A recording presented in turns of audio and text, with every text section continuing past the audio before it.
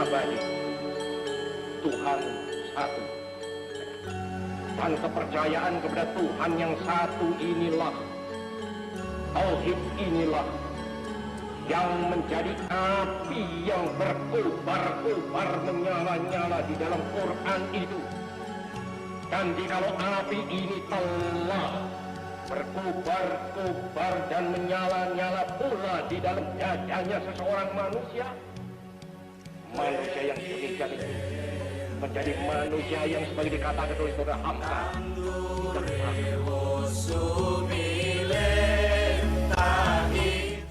Bismillahirrahmanirrahim. Assalamualaikum warahmatullahi wabarakatuh. Alhamdulillahirabbil alamin.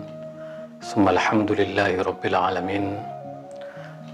Assalatu wassalamu ala sayyidil mursalin habibina wa syafi'ina wa maulana Muhammad wa ala alihi tayyibin wa sahbihi al-muntajabin wa tabi'ina lahum bi ihsanin ila yaumiddin.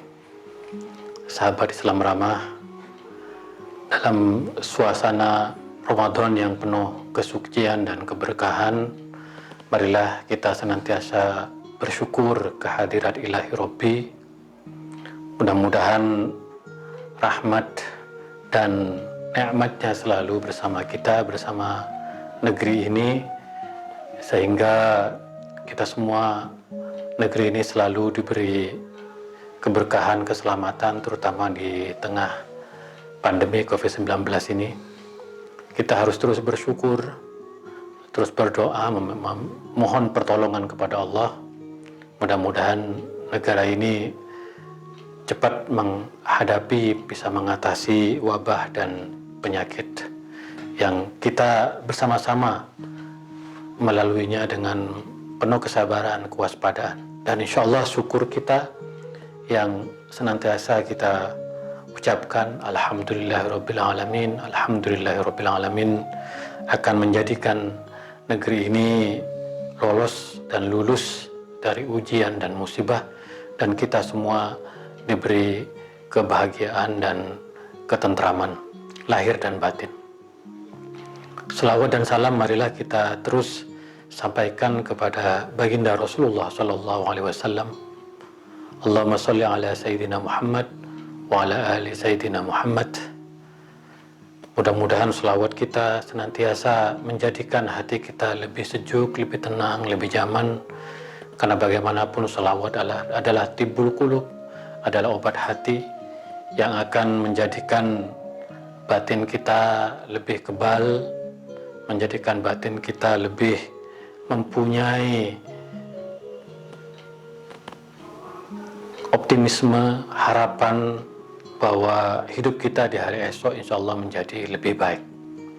Nah, sahabat Islam ramah, pada kesempatan kali ini kita akan melanjutkan ngaji pemikiran keislaman Bung Karno, sebuah pemikiran yang tentu dapat menjadi rujukan kita, dapat menjadi pegangan kita untuk menjadikan Islam sebagai rahmatan lil alamin, untuk menjadikan Islam sebagai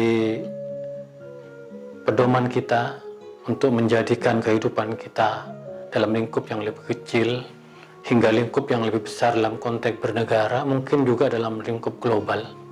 Karena bagaimanapun pemikiran Bung Karno, pemikiran yang begitu luas, pemikiran yang mengajak kita untuk melakukan rethinking Islam, untuk melakukan istihad reinterpretasi, menghidupkan kembali api Islam. Tetapi juga pikiran-pikiran Bung Karno sudah hadir dalam konteks kebangsaan, dalam konteks keindonesiaan, bagaimana kita membangun negeri ini menjadi lebih berwibawa, lebih berdaulat, lebih maju, lebih adil, lebih makmur.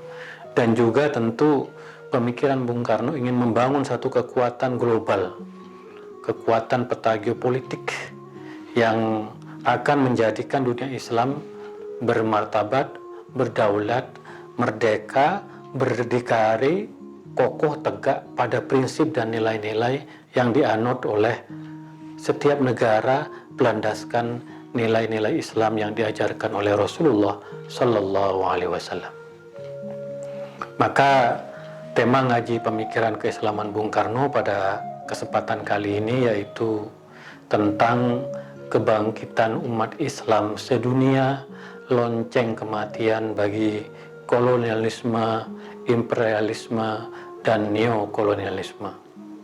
Nah, ini sebuah pidato yang disampaikan Bung Karno di penutupan konferensi Islam Asia Afrika pada tanggal 14 Maret 1965 di Stadion Utama Gelora Bung Karno. Tentu ini menjadi peristiwa yang besar tidak hanya bagi rakyat Indonesia, tidak hanya bagi umat Islam, tetapi juga bagi dunia. Karena Bung Karno telah membuktikan bahwa Indonesia dapat menjadi pemimpin. Indonesia dapat jadi inspirasi bagi dunia untuk mewujudkan tatanan dunia yang adil, tatanan dunia yang merdeka, berdaulat, berdikari, dan tatanan dunia yang mendorong perlawanan terhadap segala bentuk penjajahan. Maka suasana kebatinan Bung Karno pada waktu itu adalah suasana kebatinan yang sangat bahagia, karena dunia Islam telah merumuskan satu visi, satu sikap terhadap apa yang kita sebut dengan kolonialisme atau neokolonialisme. Dan Bung Karno menunjukkan bahwa Indonesia dapat menjadi faktor penentu, dapat menjadi pemimpin bagi dunia Islam untuk menyampaikan satu sikap politik, untuk menyampaikan satu visi tentang bagaimana dunia tanpa penjajahan. Nah, oleh karena itu Bung Karno mengucapkan syukur dan kepada Allah dan terima kasih kepada 35 negara yang hadir dalam konferensi Islam Asia Afrika pada waktu itu. Dan ini momentum yang selalu dicatat dalam sejarah, karena kita sesungguhnya adalah negara yang besar, negara yang tidak hanya besar secara kuantitas, yaitu jumlah, tetapi juga kita menjadi negara yang besar dari segi leadership, kepemimpinan, dari segi pemikiran dan visi, dari segi keberanian moral untuk menunjukkan satu sikap politik yang tegas, sikap politik yang betul-betul mencerminkan dari satu perjuangan untuk mewujudkan apa yang kita sebut dengan Trisakti Bung Karno. Negara yang berdaulat secara politik, negara yang mandiri secara ekonomi, dan negara yang berkepribadian dalam kebudayaan. Nah, disinilah kemudian Bung Karno selalu menggunakan momentum forum-forum besar seperti konferensi Islam Asia Afrika untuk menunjukkan kepada dunia bahwa Indonesia sekali lagi adalah negara yang besar. Kalau di luar sana orang selalu melihat sebelah mata terhadap Indonesia,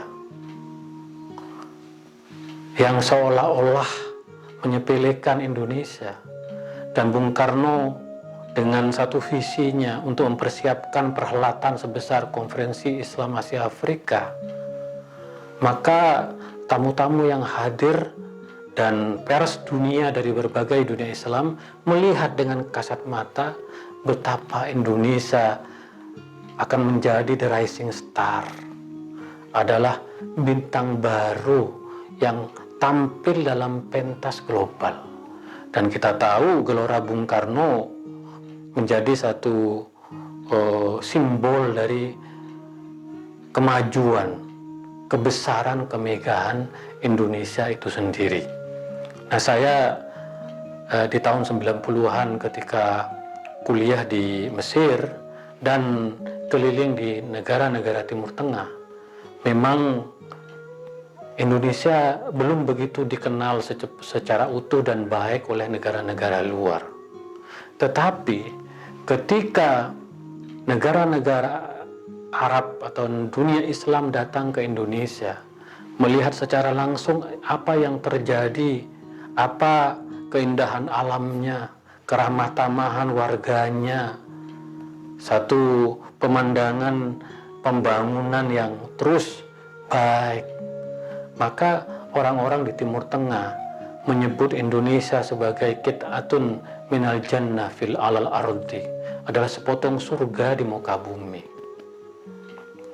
Maka dari itu Bung Karno menjadikan momentum Konferensi Islam Asia Afrika yang dihadiri oleh 35 negara sebagai momentum untuk mengenalkan Indonesia kepada dunia, bahwa Indonesia sedang tumbuh menjadi negara yang besar, negara yang berdaulat, negara yang berkemajuan, negara yang modern, negara yang rakyatnya sejahtera. Maka oleh karena itu Bung Karno selalu mengatakan kepada para pemimpin dunia, kepada delegasi yang hadir, bahwa Indonesia adalah rahmat Allah di muka bumi. Allah telah menurunkan rahmatnya bagi kita, bagi Indonesia, dengan segala keistimewaan, kemegahan, keindahan yang dimiliki oleh Indonesia. Kalau kita berjalan berkunjung ke Iran misalnya, dan kita memperkenalkan, Anda dari mana? Kami dari Indonesia. Maka mereka menyebut Ahmad Soekarno.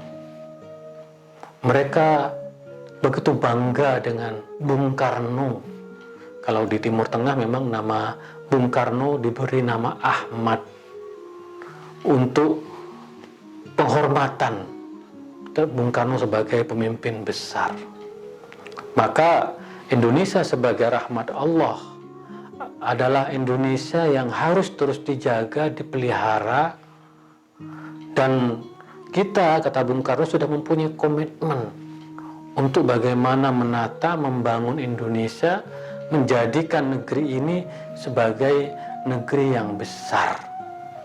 Maka sekali lagi kata Bung Karno, tanah air itu adalah amanat dari Tuhan. Dan di dalam Al-Quran, amanat itu harus dilakukan, amanat itu harus dipenuhi, amanat itu harus ditunaikan. Kita tidak bisa menyia-nyiakan Indonesia sebagai amanat dari Tuhan, sebagai rahmat dari Tuhan.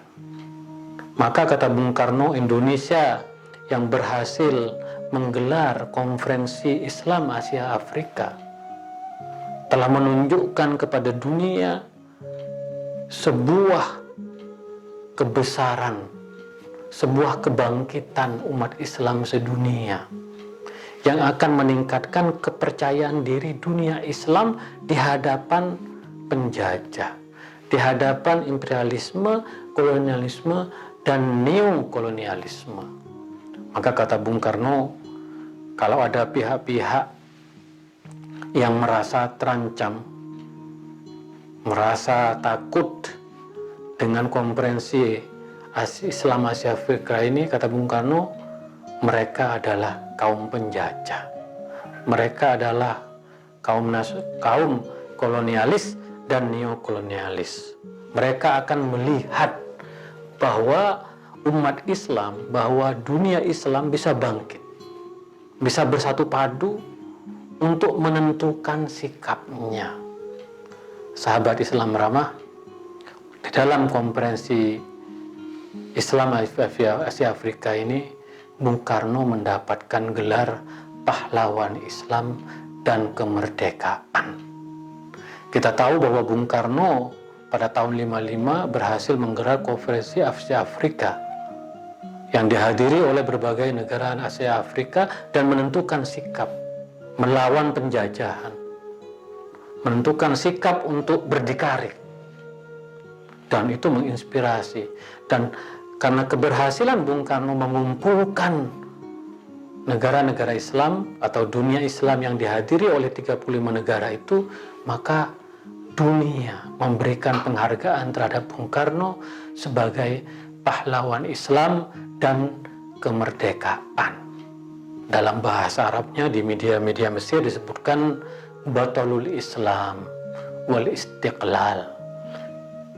Jadi kalau kita lihat betapa Bung Karno dikenal baik di Timur Tengah, karena memang peran Bung Karno itu adalah peran kepemimpinan global, peran yang menginspirasi dunia Islam untuk bangkit, untuk bersama-sama menentukan sikap politiknya di hadapan penjajahan.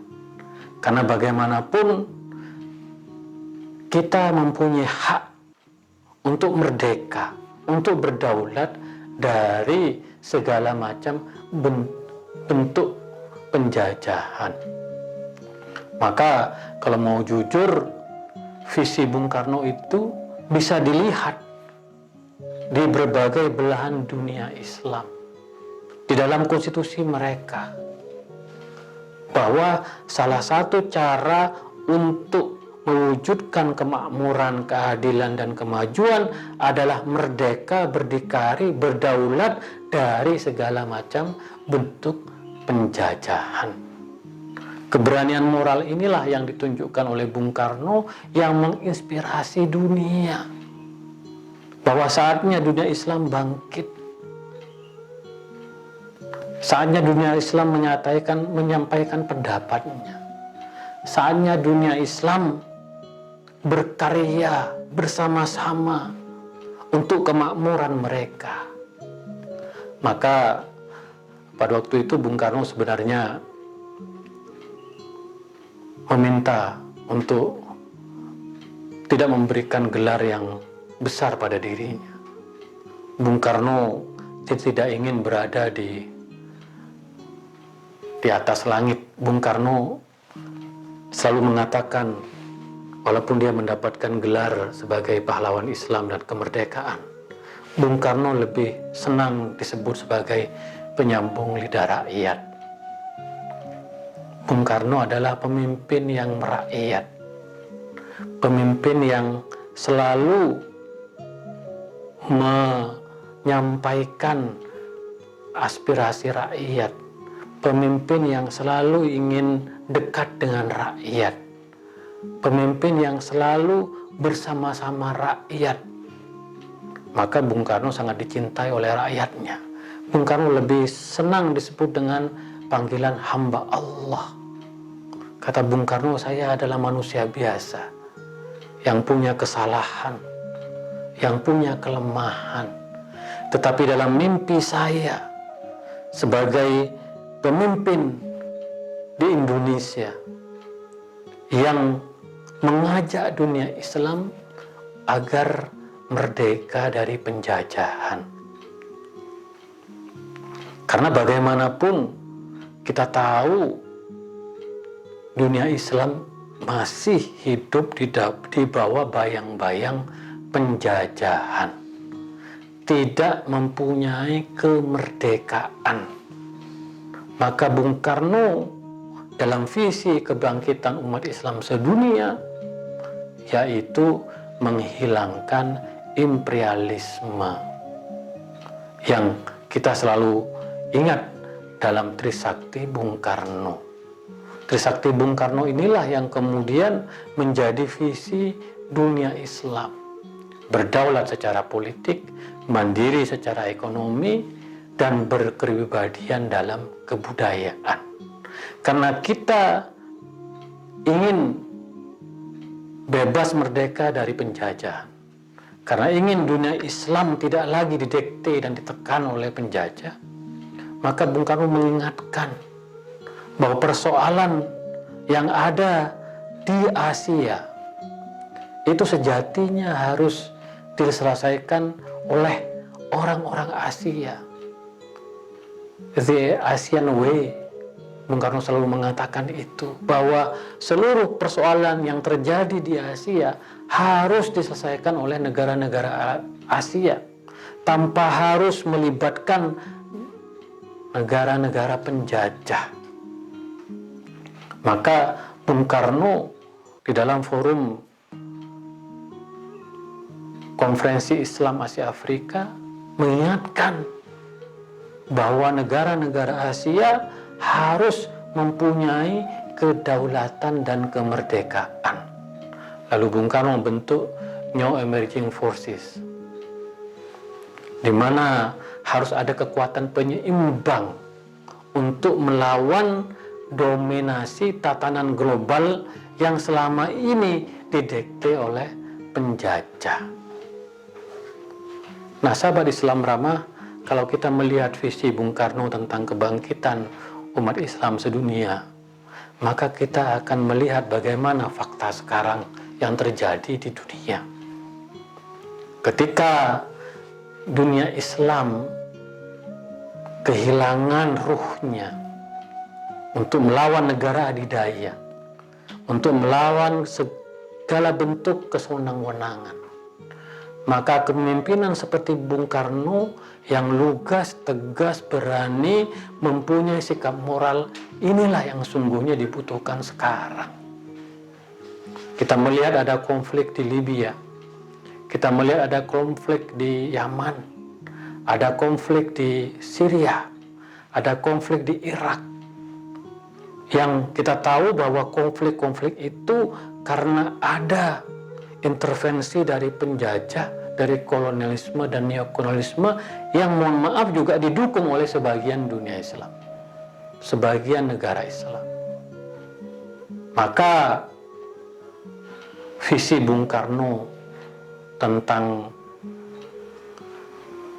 Konferensi Islam Asia Afrika ini sebenarnya visi yang perlu dihidupkan kembali, visi yang memperjelas, mempertegas sikap, sehingga dunia Islam tidak bisa lagi dikuyu-kuyu oleh kekuatan kolonialisme dan neokolonialisme. Maka kata Bung Karno, sebagai dunia Islam, maka kita harus konsisten, kita harus istiqomah untuk menjadikan Islam sebagai agama yang menuntun kita kepada kemanusiaan. Karena kata Bung Karno, kita sebagai umat Islam, sebagai dunia Islam, kadangkala tidak mempunyai keyakinan terhadap Islam yang di dalamnya memuat nilai-nilai pembebasan dan kemanusiaan. Islam menentang segala bentuk kezaliman. Islam memberikan perhatian terhadap kaum mustadafin. Islam mengajak kita menegakkan kepada kemanusiaan. Maka kata Bung Karno, visi Islam ini harus betul-betul digali, harus betul-betul dijiwai oleh dunia Islam, sehingga dunia Islam tidak mudah dijajah, tidak mudah diintervensi, tidak mudah dipecah belah oleh kekuatan-kekuatan asing, oleh kekuatan-kekuatan negara imperialis. Maka sekali lagi, membangkitkan spirit perlawanan, membangkitkan spirit kesadaran kolektif seperti yang dilakukan oleh Bung Karno, ini harus menjadi perhatian kita semua, bahwa kita sebagai bangsa, kita sebagai negara tidak bisa berdiam diri. Kita harus melakukan sesuatu. Kita harus membuat satu gerakan bersama yang akan membawa kemaslahatan bagi dunia Islam. Ketika negara-negara barat mampu membangun aliansi, maka bukan hal yang mustahil seperti yang dilakukan oleh Bung Karno untuk menjadikan Konferensi Islam Asia Afrika ini sebagai new emerging forces. Karena masih banyak masalah-masalah dunia yang perlu mendapatkan perhatian sehingga terwujud perdamaian dunia seperti yang digarisbawahi oleh pembukaan Undang-Undang Dasar 45. Kita masih melihat Palestina yang terjajah. Kalau kita tahu bahwa sikap Indonesia sejak Konferensi Asia Afrika dan Konferensi Islam Asia Afrika adalah sikap yang tegas, sikap yang jelas bahwa Indonesia akan bersama dengan Palestina untuk menentukan kedaulatan dan kemerdekaannya. Maka ketika kita melihat Palestina yang masih terjajah hingga sekarang ini menjadi PR kita bersama bahwa dunia Islam, bahwa Indonesia harus menjadi penyeimbang dari gerakan-gerakan yang terus memapankan penjajahan, yang terus memapankan neokolonialisme terhadap Palestina. Kesadaran kolektif untuk menghilangkan imperialisme, menghilangkan penjajahan inilah yang sekarang dibutuhkan oleh dunia. Sahabat Islam Ramah, kita tahu betapa istimewanya pemikiran keislaman Bung Karno ini.